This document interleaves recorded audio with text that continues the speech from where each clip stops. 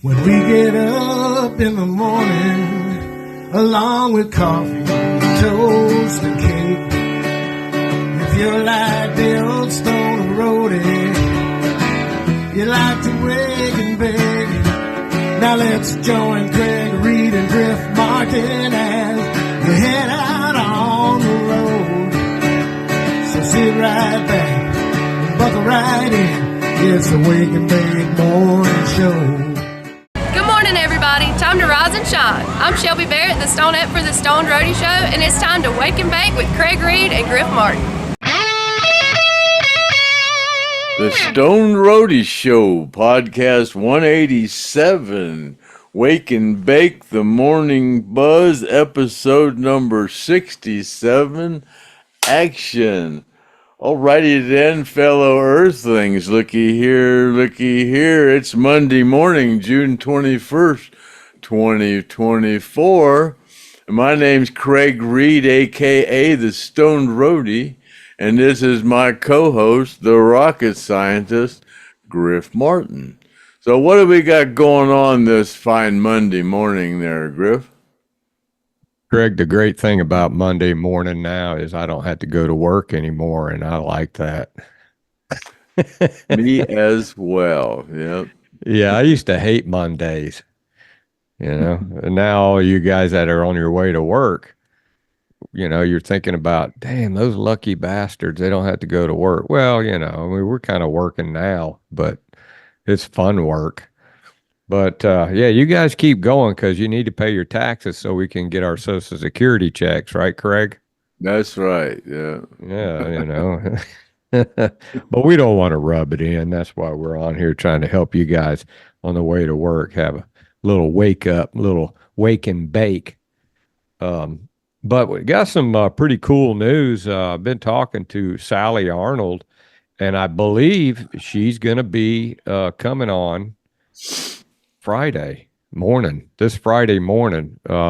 Craig and I are going to have to record it the day before because she's 5 hours ahead of us. And so we're going to be at like 11 o'clock in the morning. We're going to be doing a podcast with Sally Arnold on Thursday, and we'll air it Friday.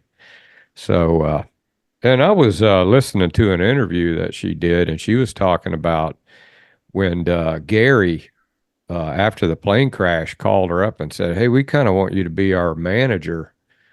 And so she came back and she said she did it for a little while until Alan became a jackass, and he was just a nasty person. And then she said that the icebreaker was when he shot the rifle at a roadie and just missed him only because he was drunk. And then I asked Craig about it, and Craig said that was me. You remember that, Craig? Okay, yeah, I remember it. Yeah, he was a good 3 feet from me. It was, a little closer, but it would have been a little too close for comfort. But yeah, he was a couple feet from me. He missed me by a couple feet. Yeah, she said he was just out of control and nasty, but he wasn't like that. He wasn't like that before, But she loved all the guys in the band. She talked highly of Lynyrd Skynyrd, and so that's going to be really cool. So we'll have to. You guys might want to leave some questions in the comments for Sally Arnold coming up, and I'll write some down, and we'll ask her any questions. And if you don't know who Sally Arnold is, she started off being a nanny for Mick Jagger and his wife's kid, and which I should know his wife's name. But anyway, yes, she did that for a while, and then she said that the baby was getting real close to her, and so she decided not to do it anymore. And then Mick asked her to come be the band manager, and then she knew so many people, and that's why her book is called The Rock and Roll Nanny. That's a great plate there. Old Dave the Disciple send that to you, Craig? Yeah, that's my cover up for now, though.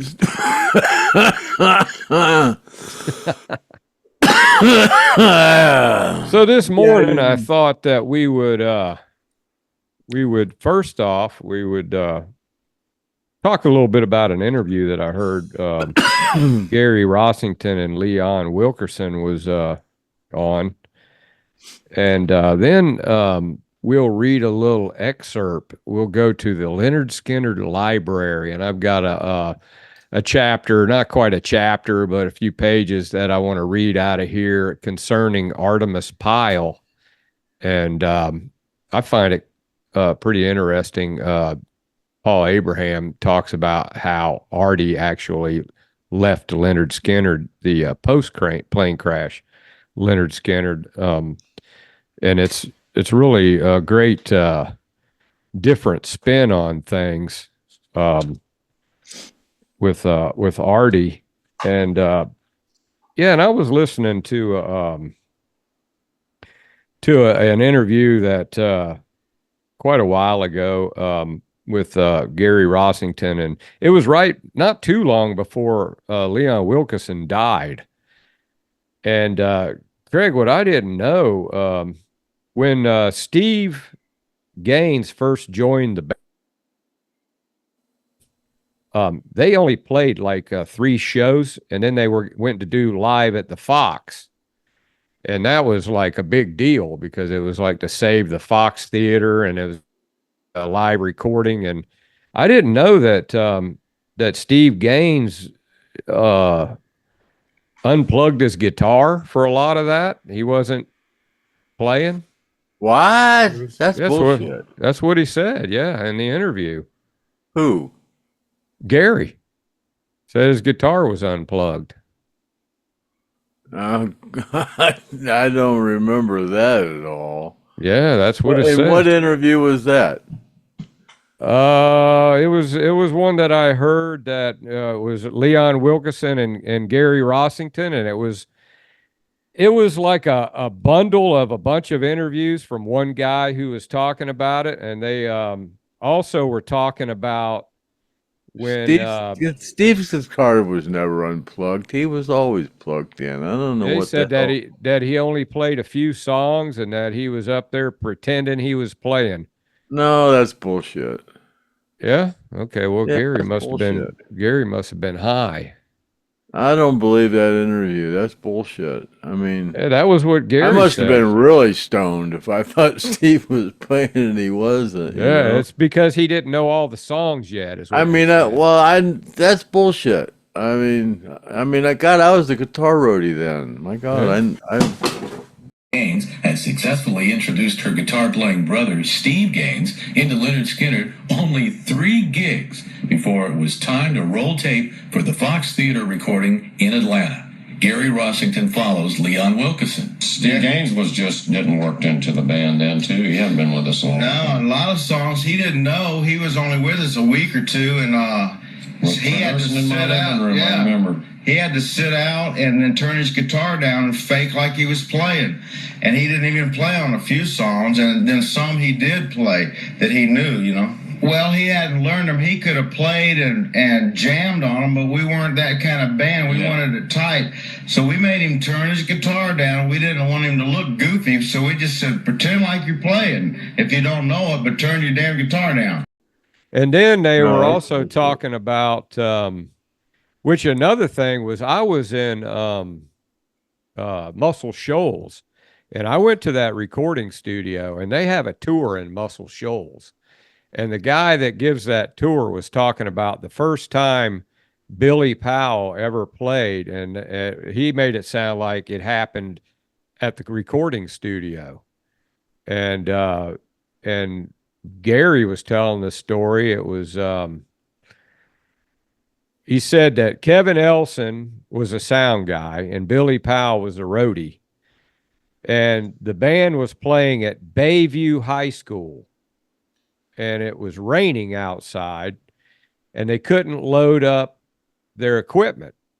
And so Billy sat down because there was a piano back there, and he said, well, you know, if I was going to play Freebird, this is how I would play it. and then he played it, and that's when they freaked out and they said, wow, you play the piano like that? That's crazy. They didn't even know he played. So that happened according to Gary, that happened at Bayview High School in Jacksonville. And Gary was telling the story, and that's where Billy first played Freebird, and they first heard it, and they fired him as a roadie and hired him as a piano player. And they said that he would play a few songs, and then he was part-time roadie, part-time piano player. I had heard that I had heard another version other than the Muscle Shoals too. I had heard that other version. I heard the so there's Muscle all Shoals kinds version, and then I heard that other version too. There's all kinds of like misinformation about shit that I never, I mean, I get 2-3 different stories about stuff, and that whole thing with Gary and There's unplugging the no guitar. way Steve would have sat back and not played. I mean, they said he was ridiculous. His guitar was unplugged, and he'd only played 3 shows before the. Well, that's true. The first show we did was Grand Strand Music, and he played the whole set. That's the one where me and Steve got high the whole day.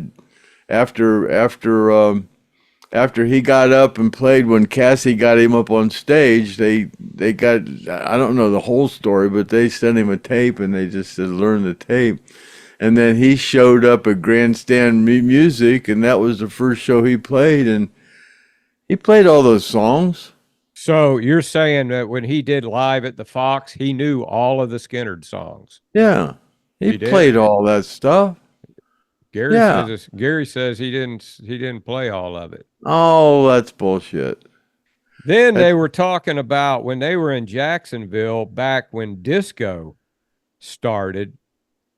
He said they had a hard time because people were like, into the disco shit. And he said that they were like, there for a while, they had a rough time because disco was kind of like taking over, and the guys were like considered, long-haired hippies, and now disco was in, and that was kind of like a time where they were struggling with the disco bullshit. Well, the Honky Tonk Nighttime Man, Ronnie Van Zant, did it. All I hear is disco and pretty boys with long. Yeah, I believe he mentioned that song. All I hear is disco from pretty boys with, oh God, high heels on. That's what it was. All I hear is disco from pretty boys with high heels on. Yeah, and that was a Honky Tonk Nighttime Man, I think. Yeah. Yeah. So anyway, so Craig, let's see that new kazoo you got.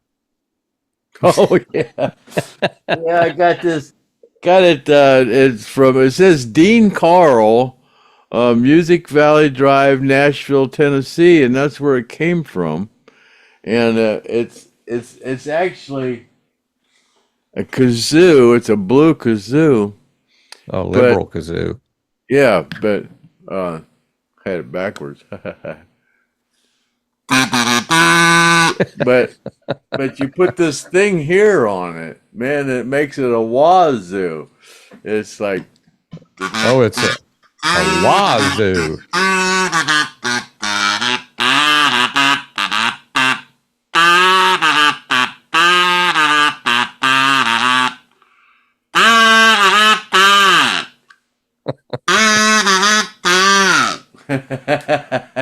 They call that a wazoo?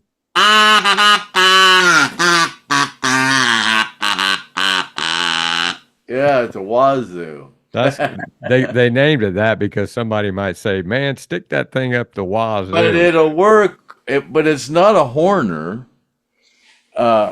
Here's my, I've never tried this, but I assume it'll work.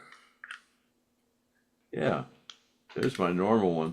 See, it's not this is a horner. And this one don't have no writing on it at all. But it's the same damn thing. Well, they were thinking ahead. They had an attachment for this it. Fits in there too.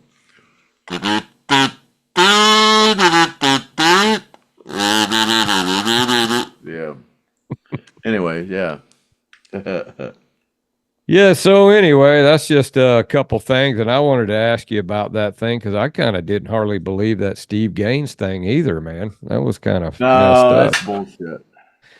And I don't know, sometimes Gary might be full of shit. That's bullshit. He played all those songs. That's so crazy. I was looking at this Paul Abraham, the gospel according to Abraham. And I hope if you're watching, you're doing all right. I don't think he watches much anymore because he's a little, if he does, he gets behind. But you guys want to get a copy of this book, just put in the comments that you're looking for it, and I'll hook you up with Paul, even if I have to call him and find out. He'll probably send you an autographed version of it. But this comes out of, this is page 138. And we've talked about this on the podcast before. And it was when the band, the post plane crash, Lynyrd Skynyrd, because that's when Paul was around as a band manager. And they, were this particular time they were in Toronto, and that's kind of when Artimus left the band. And this tells Paul Abraham's side of the story, which some of you who've got the book, you've read it and you know it, but a lot of people haven't read it. But we're going to start off kind of like sort of in an area that tells a little bit about Artimus. So we'll go ahead and start reading that. All right, Craig? Yeah, go ahead. Yeah. He says Artimus was a bit of a daredevil, and he was always game to do something crazy to enhance the production. 2 years eves in a row, Lynyrd Skynyrd played a show at the Cow Palace in San Francisco, and Bill Graham always went all out for the band. The first show in 1989, Artie was taken to the far end of the Cow Palace, and up on the roof, he dropped in through a hatch door, and the crew rigged him into a little biplane with the words Melvin Skynyrd on the side. You remember that? Melvin Skyrider. Skyrider, yeah. Skyrider. Melvin Skyrider. Yeah, I talked about that before. That was New Year's Eve. That was when the clock broke and when I was doing the countdown, and then I had to wing it. 10, 9, 8, 7, 6, 5. And then when Artemis hit the stage, it was supposed to be at 1, you know. And the clock broke, and I had to wing it. Yeah, Melvin Skyrider. Melvin Skyrider. Yeah, that's the band was going to actually. That was actually their name when that was going on. Bill Graham was their manager, and when they couldn't use, there was some controversy whether they were going to be able to use Lynyrd Skynyrd because they were out as Rostington Collins, and then they kind of switched over. But that I don't think that would have been a good name for him, though. I don't think that would Melvin. Yeah, Melvin Skyrider. Yeah, I have some business cards with Melvin Skyrider. Why did they pick that? How did they get that name? It wasn't Lynyrd. They couldn't use Lynyrd Skynyrd, so they had to use something else. So they were going to change it to Melvin Skyrider. Yeah, it says right here. Yeah. On the sides of the plane, that's where they had it. And at one point, the band and management had thought about using the name to avoid a lawsuit cloud. So that's why, I guess they were afraid to. Yeah, I got business cards that say Melvin Skyrider on them. Yeah. Anyway, Artie was in the plane, and it was moving slowly down toward the stage with spotlights on it. And the wheels hit the stage at the stroke of midnight. Is that how you remember it, Craig? Yeah, yeah, yeah. That's what was supposed to go down. Cool Yeah, effect. that's what I said about the clock broke. I remember that. We talked about that before. Yeah, and then it said the next year's production was pretty cool too. After Sweet Home Alabama, Artie climbed the lighting truss rope ladder into actual horse saddle on a huge Jack Daniels bottle that was hidden behind a curtain. He rode it down from the truss, and at the stroke of midnight, the bottle tipped down and poured 10,000 ping pong balls on the stage. The crowd went wild. You remember that? Oh yeah, yeah, I remember that. Yeah, yeah. Bill Graham always put on a great production. Yeah. Well, that was a pretty cool idea. I mean, all those ping pong balls. I don't know if any of you guys that are listening were there. Send comments, because that would have had to been pretty cool if you're out in the audience and that already come down and that bottle pours out a bunch. Did you have to pick all those ping pong balls up, Craig? Oh God, I don't remember that. We probably but I don't remember that. Says Artie was a real joy to work with. He never asked for anything special and was not interested in doing cocaine as some of the others were, and he did not drink, or as I found out in Portland, Maine, he could not drink. We were gathering at the bus, and I had walked back in the lobby to check on our accountant who was settling the hotel bill. Artimus had been in a mood all day and apparently had a drink or two in the bar. As we were all done at the front desk, in walked Artimus through the lobby, karate chopping every crystal coffee table in the lobby, leaving behind a trail of destruction. Automatically, the accountant reopened his briefcase and pulled out the credit card. You remember that? Not in Portland. I don't remember that. I probably was doing something else. I followed Artie out the front door and had him back against the front window of his fine old hotel, trying to calm him down and find out what had triggered all of that. He was like a man possessed and would not listen to a voice of reason. He slammed his elbow against the front window, which must have been 12 feet tall and at least 20 feet wide. It shattered and fell straight down. Luckily, no one was hurt. The glass literally fell all around us. We were held up at the hotel for an additional 3 hours trying to settle the damages with the hotel. You don't remember that, Craig? He busted a big glass window. Oh, no, I don't really remember any petty stuff like that, really. The only other instance when Artie lost control happened at Kingswood Amphitheater outside of Toronto. This is where he left the band. The distance from the hotel prohibited us from going back after sound check, so we hung out at the venue. Artimus, for reasons unknown to me, decided to have a little drink of champagne and turned into a bit more than a little drink. He was agitated most of the afternoon, and no one could talk to him. A few hours later, which seemed like an eternity, the band took the stage. We had been using 2 drummers on the tour for some time because of Artie's injuries affecting his stamina. During the set, I was watching Artie from the wings, and he seemed to be getting angrier and angrier about something. What was he getting angry about, Craig? You remember? No, I don't. There was something to do with, I don't know, drums. I don't know. I don't know. Don't you remember we had Kurt Custer on, and he said it had. Yeah, I remember. I don't know playing what the whole thing was about, but all of a sudden Artemis just started throwing all his drum kit. Yeah, because Kurt and just kicking all his drums over and throwing them all over. Because Kurt was playing the song that he wanted to play, is what Kurt said. Yeah. He picked up his snare drum and threw it over his head onto the stage behind him and grabbed a tambourine and started hitting his ride cymbal with it until it broke. He flung a piece of tambourine and it almost hit Dale, the head honk at Gary's wife.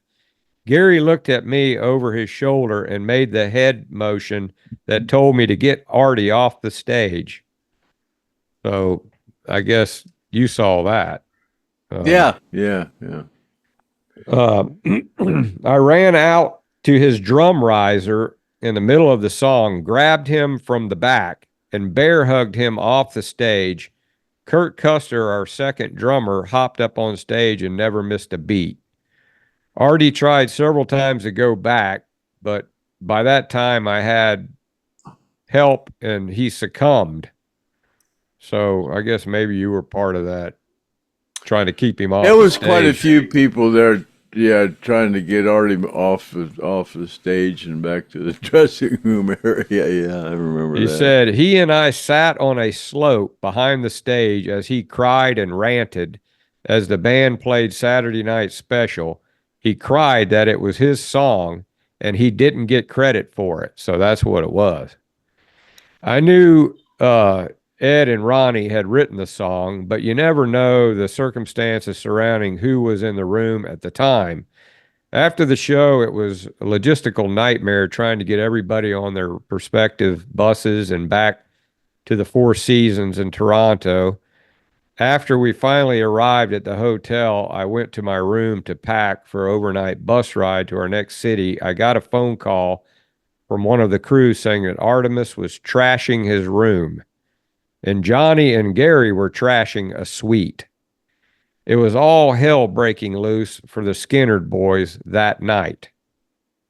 At the end of the ordeal, Artimus had played his last gig with Skynyrd that night, and we were asked politely, or maybe not so politely, to never return to that hotel, property, or any other Four Seasons property in the world.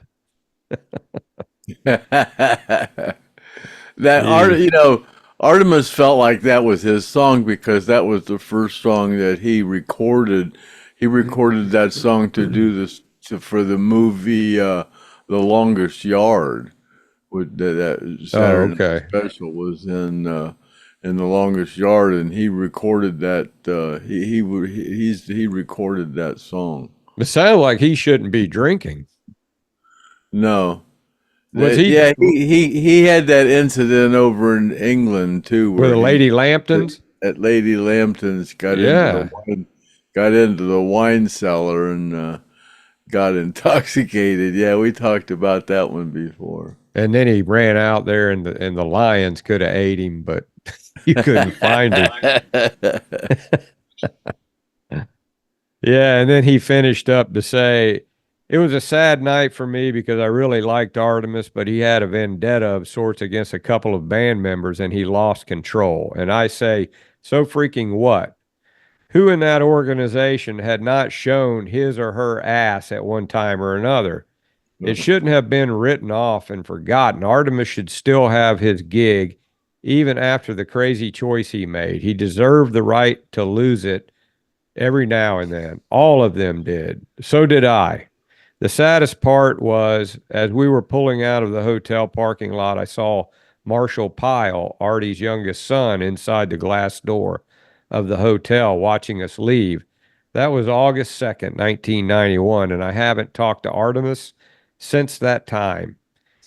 He is currently in the news again, being sued by the Skynyrd organization over a documentary movie he's trying to release about the truth surrounding the plane crash and the demise of the original band. Artimus has gotten a raw deal from the Skynyrd organization since that fateful night in Toronto, and in my opinion, should be allowed to do whatever he wants with his story as long as it's truthful. And knowing Artie like I do, it would be an honest and very poignant description. His story needs to be told.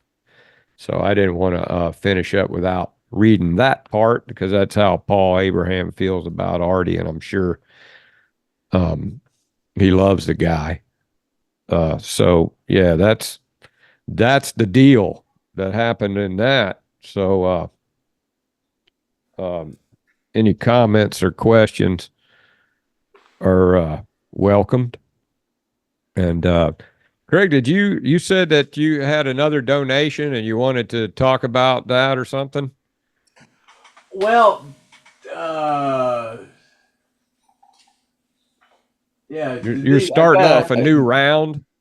Yeah, Denise Soares, I got your $50, and I didn't know if I was gonna add that to this round or start you out on a new one, but I don't know. Still haven't decided. Can't find my little sheet that I usually put up. Oh well, yeah. Well, I know we got what was it, like a little over $6,000 or something to send out to all the survivors, and yeah, it was and about then 6,200, 6,235, and I think with hers it would make it 6,285. So I don't know. I don't know. Well, either way, yeah, that's we'd end at June 21st. I don't know. Maybe we'll end at July 1st. I don't know. And we just did our last drawing. Did James Dolan get back with you and confirm his winning? No, I haven't heard from James Dolan. James Dolan, man, get on the email and send Craig an email and tell him that that you are the baby daddy. Yeah, so we finish. I guess we're finishing up that. Yeah. Denise Soares. Yeah, I always make one of these sheets up for money anybody gives us. Well, thank you, Denise, for that. And then either we'll add that to this round or we'll start it off on the next one. Yeah, they'd give everybody another $10. Yeah. And then we got some a lot of good comments on Brian Gibbons. A lot of people talking about Brian Gibbons. So I got some comments in here to read as far as that, and then some comments that were on the last couple podcasts. So we'll start going over that. Yeah, people seem to be getting a better attitude about my fat shaming program. Yeah. Keep it up. I love it. Well, I mean, if you're fat, you're fat. We can't. I'm I feel like them helping some people. And well, definitely. If some people can't handle it and don't want to listen to it, I'm sorry, but I've helped a few people, and if I'm hurting your feelings or whatever, I'm sorry. Just don't listen or whatever. But well, God, if I can save one person, all this is worth it. Well, let me read a comment that Homer Hancock said here. Homer Hancock, he said, Craig, you just said what I am. And he's talking about, I guess he was talking about the last Brian Gibbons. I was hanging in there. I guess he was losing some weight until I had a lower back surgery. Before that, he had cervical spine surgery, then another surgery to remove a tumor outside my neck. I am now just like Brian was.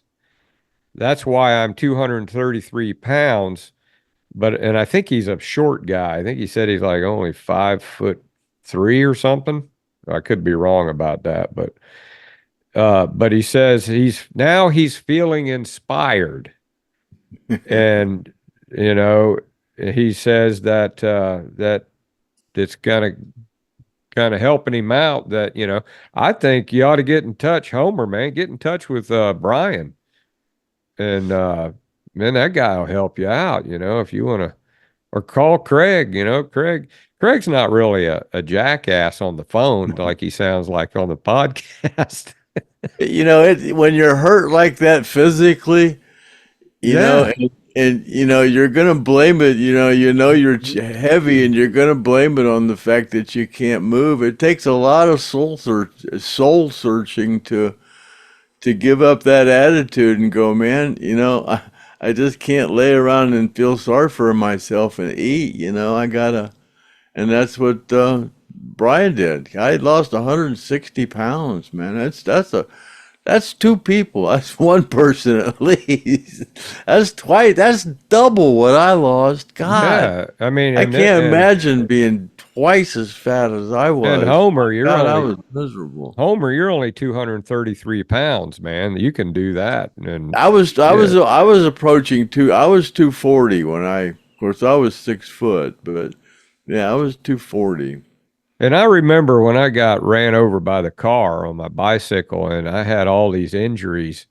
Now I gained a little bit of weight, but I was relentless. I was like, these doctors were telling me I was going to be a cripple the rest of my life. And I just wasn't going to take that for an answer. I was going to therapy and I was seeking swamis even, man, to get out of my damn. I would have done anything. I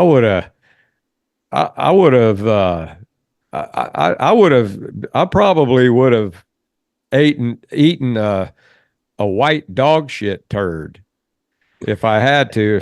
I mean, speaking of that, this was kind of funny because Jesus for Survivors sends me a picture of a white dog shit white dog shit turd and goes, and I'll put it up here. And he goes, yeah, they're still around, Griff.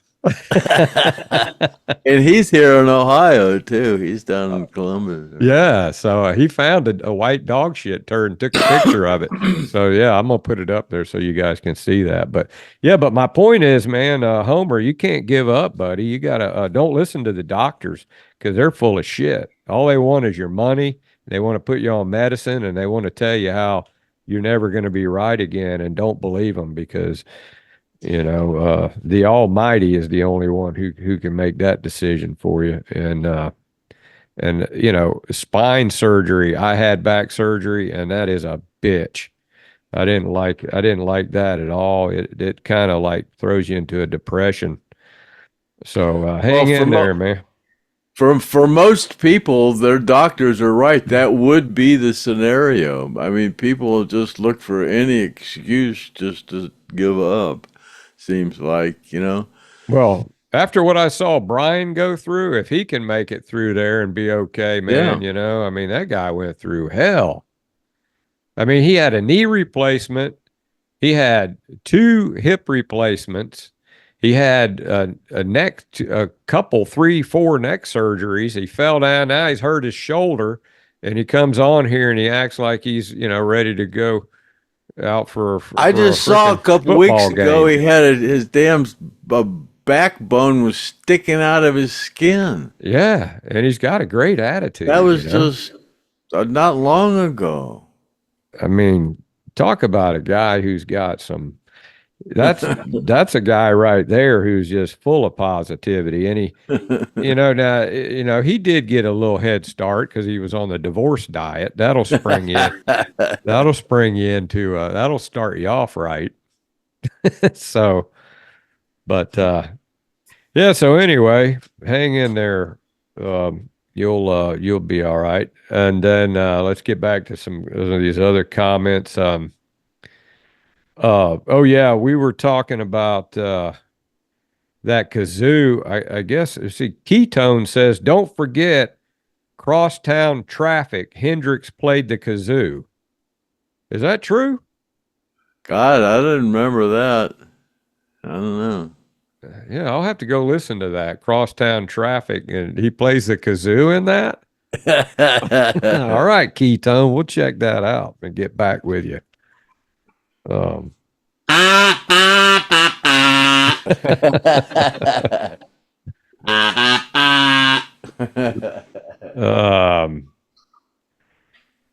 yeah, and I remember we were talking about how I saw a video of, we were talking about how Ronnie, was chewing everybody's ass out if they messed up on the stage, and you might get a knock on your door, and they were somewhere. I think they were in Germany, and they were playing Sweet Home Alabama, and Ronnie was like staring at Ed playing the guitar, just watching him, kind of like, if you if you mess up, I would get nervous just having him stare at me. And Ed was ignoring him, and he was playing. He played he played a little bit different lead version than I'd remembered it, but I remember Ronnie was staring at him like, like judging every. And Ronnie don't even play the guitar, but of course, he knows what sounds good, and if they mess up, he's going to jump their shit. But James King says in the Asbury Park video, you can see Ronnie watching Gary real close during T for Texas. So, yeah, Ronnie, you can see Ronnie staring at me. He'll stare at you like, I mean, that right there would make me nervous as hell. But T for Texas is a little tricky. Yeah, it's pretty intricate. Yeah. Yeah. But I haven't seen, ever saw Gary mess up. Gary, he's a clean player. Of course, all of them were clean players, but Gary, he played it all sloppy if he was drinking a lot during during the latter years. If he was drinking a little bit, he'd play a little sloppy. Maybe that's why Ronnie was watching him. After Ronnie, yeah. Oh, yeah? Yeah. And then Cheesehead says, Craig, I hear you don't like smokestack lightning. I believe the definition is a perfectly built woman. I think it was the biggest hit on their 1991 album. Oh, is that what it is? A perfectly built woman, smokestack lightning? I don't know. I don't know what a damn smokestack lightning is. I don't know.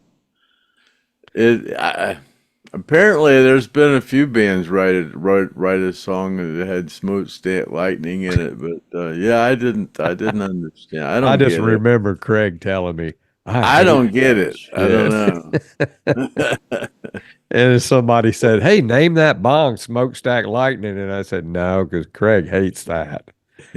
I don't hate it. I just don't know what it is. I'm not familiar with it. When they wrote that song, I went, what the hell is smokestack lightning? I don't know what it is either.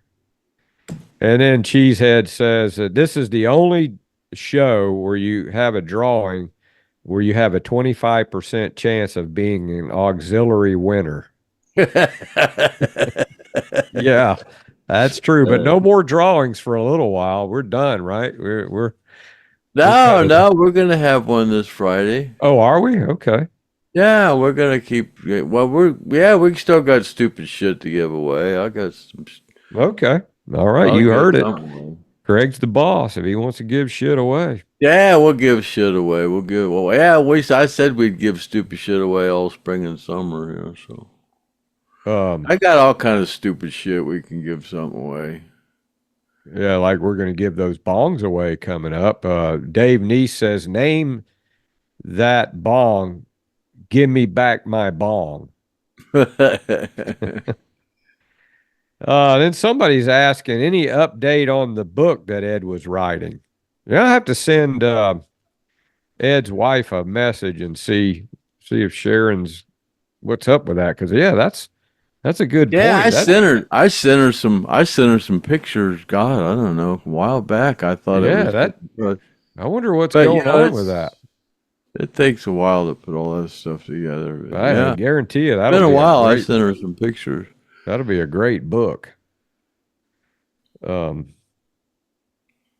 me see. And we were talking about people messing up. Well, Steve Jones says he is searching for it, but while on tour with The Who, Ronnie messed up on Freebird, and he was shocked.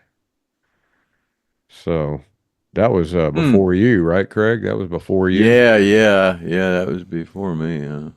And then Vincent says, more Six Gun, please. Well, Six Gun's they just wrote a bunch of songs, and I don't know when they're working on the songs. Last time I talked to Chad, and he said that they've got them all the the music written, and I think they're dialing it in. I guess once the thing about writing songs, you got to play them a little bit and figure out what you don't like about them. That kind of takes a while. So that's probably what they're doing. They're in the process of doing now, but they're going to have, they got some new songs, like about 9 songs that they've come up with. So you'll be, as soon as we hear something, we'll let you know.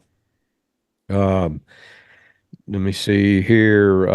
David Selders says, now we're seeing skinny formation. Yeah, skinny skin formation. Yeah, Yeah, instead of skin formation, it's I skinny saw that one. formation. Yeah, we're seeing skinny skin formation. Yeah. Yeah. Yeah. Um, uh, yeah, and then the show, as somebody says, the show's turned into the Skinny Craig. Old biker says it's the Skinny Craig show. That is a Skinny Craig or Jenny Craig? Skinny Craig. Skinny Craig. Let me see. Oh yeah, and somebody's mentioned they're looking forward to seeing Peggy Smith on. We're still working on that. Brian's kind of working that deal. And then I read the Homer Hancock thing that we just went over. Oh, Kimmy, Kimmy. Every now and then, crazy Kimmy. She wrote 50. I was reading. She must have wrote at least 50. Yeah, this is the one that I picked out. She goes, I've been married to the same man for 40 years this October, and he's a mother effer. I saw that one. Yeah. God. Okay, Kimmy. I'm sure that he appreciates that. User says, name the bong, but you won't win it. Well, yeah, user, I was trying not to give it away, but what we're going to do is we're going to give 2 bongs away. You name a bong, we're going to give the person who comes up with a name for the bong a bong, and then we're going to give another bong away. So 2 bongs will be given away, and I'm in the process of reworking them now so they don't leak. And so keep sending Craig your names for the bong to what's your email, Craig? The Stoned Roadie at gmail.com. Yeah, name that bong, send it to Craig, and if he sees something he likes and you are picked as the person that named it, you will win a bong that Craig smoked out of. Oh, and Automotive was here last night too. We smoked some out of the bong too. Oh yeah, cool. Yeah. And I'll get. But I want to talk. I put Cousin Figel's hat back up on eBay here for. Oh yeah, again. Just today, yeah. It went off. It went off last night at 9:00. It went off. Well, hopefully we'll get a higher bid on that. Yeah. And I'll go till Sunday, and I put on there, please don't wait till the last minute to bid on it, because we already got a $2,500 kind of retainer on it. We're trying to shop it around, and if it don't do better than that it'll close Sunday. If it don't do better than that by next Saturday, I'll just pull it down. I don't know what we'll do. Pulled off eBay. But I hope we'll bring some action on eBay. We're just trying to get as much as we can for Cousin Fajon. Oh yeah, I talked to him. He says, well, yeah, I just we got that hat. We sold that hat for him for you mean the flag? The flag. We auctioned off the flag, and we got $600 for that thing from Corey. Corey, I don't know. Let's see, but anyways, I kind of lost my train of thought. But oh yeah, and I talked to cousin Figel, and he said he's not doing so good. He said he's passing some blood, so that's not so good. No, that's not good. Prayers for cousin Figel, going through a rough time. And if anybody, I think that, that hat's worth quite a bit. It's got a lot of signatures of people on there. Yeah, it's got a lot of signatures on it. Yeah. Yeah, and it may not be a hat that Ronnie wore, but if you had a hat that Ronnie wore, I'm talking a lot of money for that. You can't. It's the one from the Freebird Foundation. It's the first one from the Freebird Foundation, 1990. Yeah, but it's got some really good signatures on there. Some people that aren't around anymore. Yeah. Huey and Gary, and then of course it's got the 2004 tribute band. Yeah, 2004 tribute. That they were really great. They were the best in my opinion. Those guys were they were really good. So okay, Craig. Well, that's it on the comments and questions, and I hope everybody liked the little book excerpt, and then you guys appreciate all the donations, and if you need to send more donations, get in touch with Craig at thestonedroadie@gmail.com, and then also if you want to name that bong and win that bong, send him a name to that bong, make it a good one, and you'll win the bong, and that'll be cool because it'll be a bong Craig smoked out of. He'll sign it, and yeah, I don't know, if I would like make that my go-to bong. It's kind of more like something that's a novelty thing, but you don't want to be like filling that thing full of water and letting it sit around with water in it, because it is just bamboo. But it works. It'll work once I get it fixed up, but it's a novelty thing. Yeah. It works pretty good. Yeah. It works pretty good. Craig's going to send it back to me. I'm going to fix it up. I don't want to hit nothing on it. I've been hiding that because we only made $100 the last 30 days. We only got $100 in royalties because we keep getting our damn. We either use a song or hit a bong. We either use a song or hit a bong. Yeah, we keep getting our monetization yanked. Lose our monetization or whatever. We only made $100 the last 28 days. So.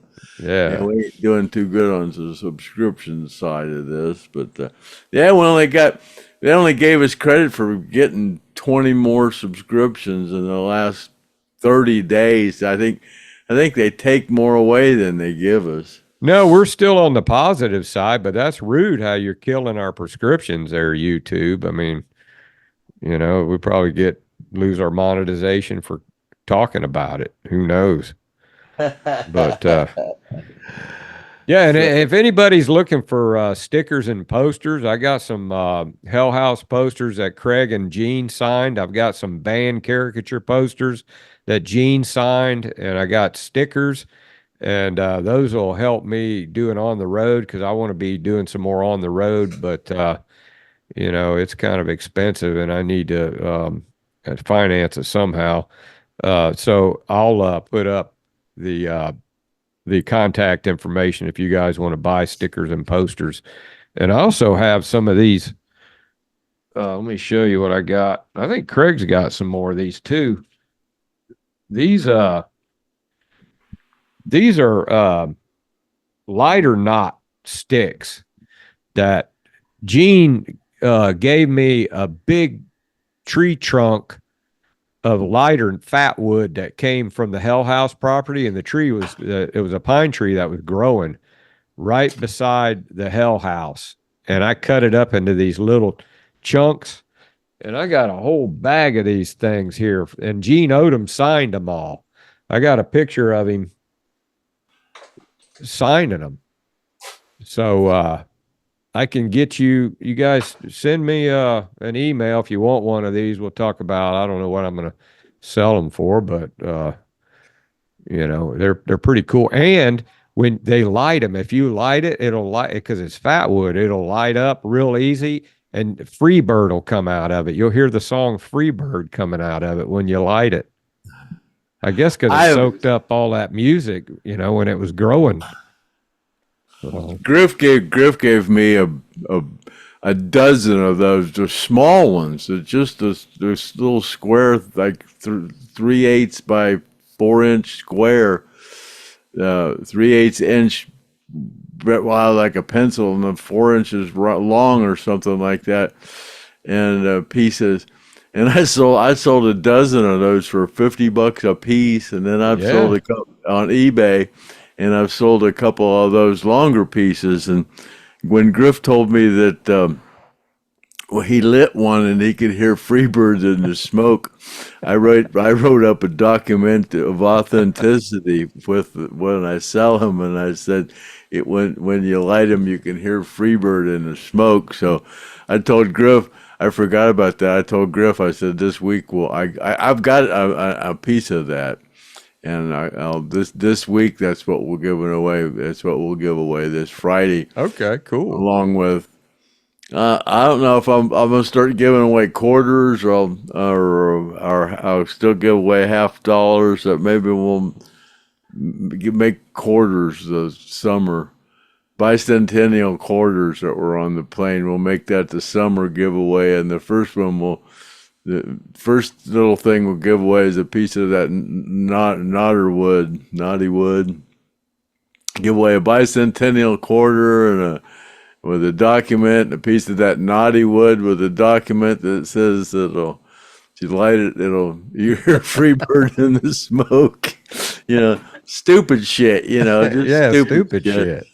And then I got some other stuff I'll give away. But, hey, man, that's a tree that was growing right by the Hell House. That was a pine tree right by the Hell House. And then Gene said he was out there Hell House property, and he said he heard that damn tree hit the ground. He said it sounds like when a lighter knot falls over, a piece of fat wood falls over, it makes a distinctive thump because they're so heavy. And this thing is like got sap in it, like, I mean, it's really. Turpentine. That's what it is. It's dark. It's a piece of pine and it's dark. Yeah, it's just loaded. It's like it's flammable. It'll light right up. It's actually you can take and hold a match to it, and it just hold a match to it, and it'll light right up, just like like it's got soaked in gasoline. So yeah, it's pretty cool. If people don't know what fatwood is, I know a lot of people know what fatwood is, but Gene signed it. So that's what makes it cool. See, Gene signed it. Yeah. Well, the pieces I have that we're going to give away, Gene didn't sign them. So yeah. The ones okay. Well, let's wrap it up, Craig. And then I hope you guys have a great day at work today. And we'll be back Wednesday. And then if all the stars and planets align, we'll have Sally Arnold on Friday. So that'll be cool. All righty then. That's podcast number, God, what did I say it was? It don't matter. It's like 168 or something. Oh no, it's 187 or something. Oh yeah, that's right, 188. Yeah, 180. Yeah, it's 187. Wake and Bake number 69, 68. Yeah, that's what it would be. Yeah. Stone Roadie Show, and this has been your host Craig Reed, aka the Stone Roadie, and my co-host, the rocket scientist Griff Mighton. And until we meet again, until next time, happy trails to you, and see you later, alligator, at the Wild Crocodile, and cut.